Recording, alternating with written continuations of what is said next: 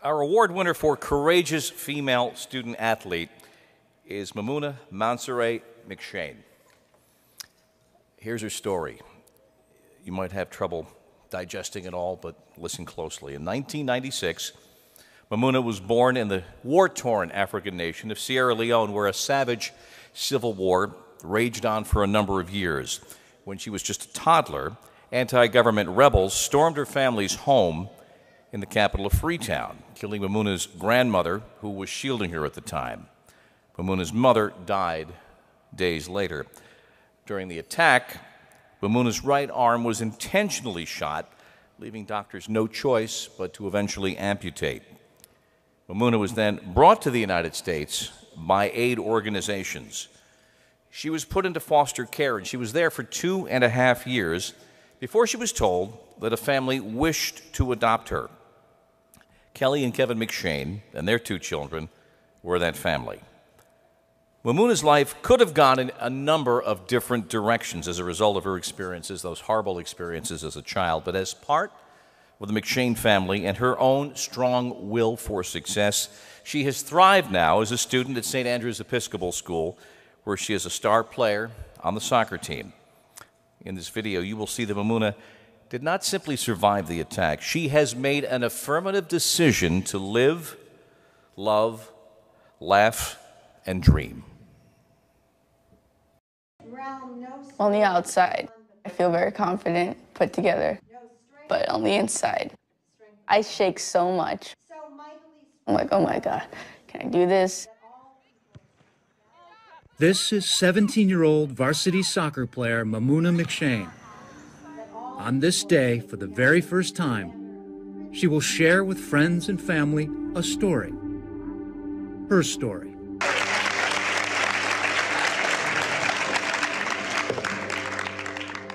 I was a victim and a witness. I am here now as only a witness. Without the war, I wouldn't have met the people I have met along in my life journey. I wouldn't believe in all the potential I have, and I would not have become the person I am today.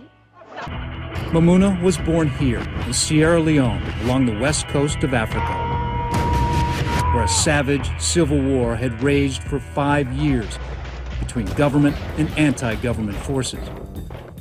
When Memuna was a toddler, rebels attacked the capital, Freetown, where her family lived. They came in with their guns out and said, if you move, we'll shoot. But of course we moved, and they started shooting. My grandmother, who was carrying me, she was shot by a machine gun and died protecting me with her body. At a hospital days later, cameras captured this footage of Memuna. She had been shot in the right arm. Doctors were forced to amputate. The Civil War raged on. Memuna was separated from the rest of her family and placed into a refugee camp. Me in that refugee camp changed my life forever.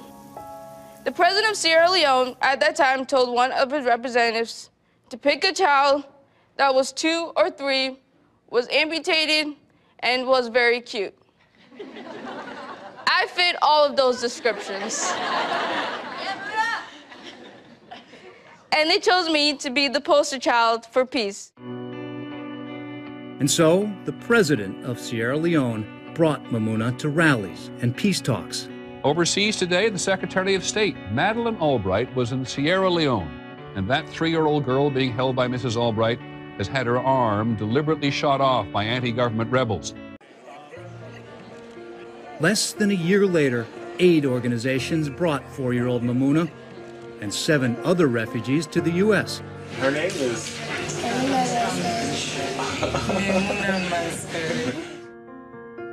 Once here, they testified in Congress, met with President Clinton, and protested on the streets of New York City.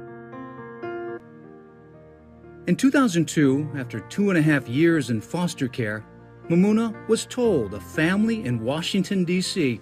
was interested in adopting her. And so the McShanes and 6-year-old Memuna were set to meet on the morning of November 30th, 2002. I didn't want to because I was happy with my family then. So like when I found out that a new family was coming to look at me, I was like, I'm gonna make them hate me. I'm gonna act as horrible as I can. The very first moment we met her, she walked in the house and saw us and immediately started crying. I remember thinking, oh God, she hates us. And when we met her, she was definitely a little spoiled and a little obnoxious. But she was acting a lot like a typical 6-year-old as well. In my lifetime, up until the point I met Kelly and Kevin, I was told by a lot of adults to call them mom or dad. And I knew they weren't. I knew I had a real mom and a real dad, but I was still forced to call them that. So when I first met Kelly and Kevin,